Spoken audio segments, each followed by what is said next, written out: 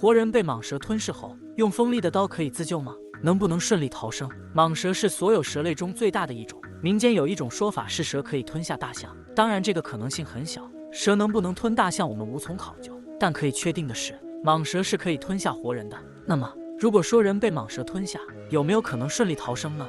蟒蛇吞下活人的事件并不少见。1995年9月份，马来西亚警方就接到了报警电话，报案人说自己的弟弟被蟒蛇吞进了肚子里。警察听到这个消息，立马赶到了现场。眼前的一幕让警察都毛骨悚然。这条蟒蛇正张着血盆大口，缠绕着受害者的身体，受害者的肩膀都已经被吞了进去。这个时候，警方拿着手电筒照射蟒蛇的眼睛，蟒蛇受到了惊吓，放弃口中的食物逃走了。好在这条蟒蛇没有毒，受害者只是受了一点小伤，但并不致死。事后，受害者声称他在公园散步的时候遇到这条蟒蛇，蟒蛇直接朝他扑了过来，缠绕他的身体，受害者完全无法抵挡住它的缠绕能力。马来西亚这个受害者还是比较幸运的，在澳洲的一个小镇上，农妇独自在田地里干活的时候遭到的蟒蛇的袭击。她的丈夫赶到的时候，看到地上全是血迹，地上躺着一条长达1.5米的蟒蛇，肚子高高鼓起。看到这一幕，她赶忙跑到镇子上找人帮忙，但农妇已经被吞入肚中，已经救不回来了。蟒蛇是怎样攻击人类的呢？如果活人被蟒蛇吞噬后，用锋利的刀可以自救吗？根据长期的观察和研究，自然界中的绝大多数动物都不会主动攻击人类，除非有人主动招惹它。蟒蛇也是如此。对于蟒蛇来说，不管是任何猎物，它都喜欢先将猎物缠绕而死，然后再将其吞进腹中。缠绕的方式是它最喜欢的捕猎手段。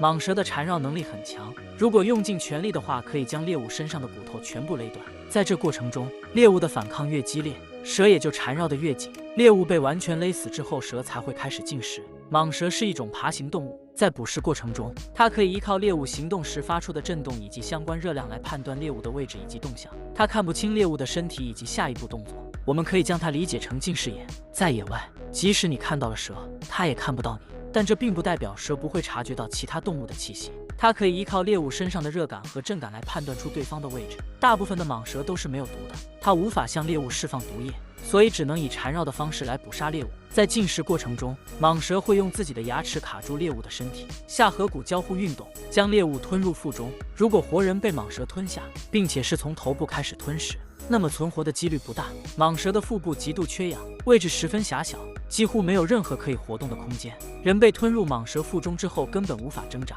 不过，如果蟒蛇时从脚部开始吞噬，那么人还是有可能自救的。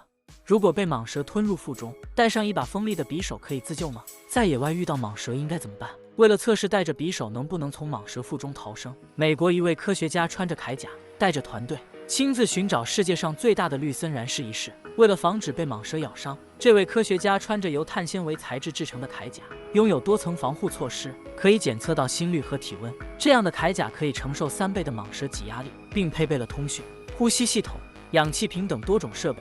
这位科学家跟着自己的团队来到了森林中，找到一条雌性绿森蚺。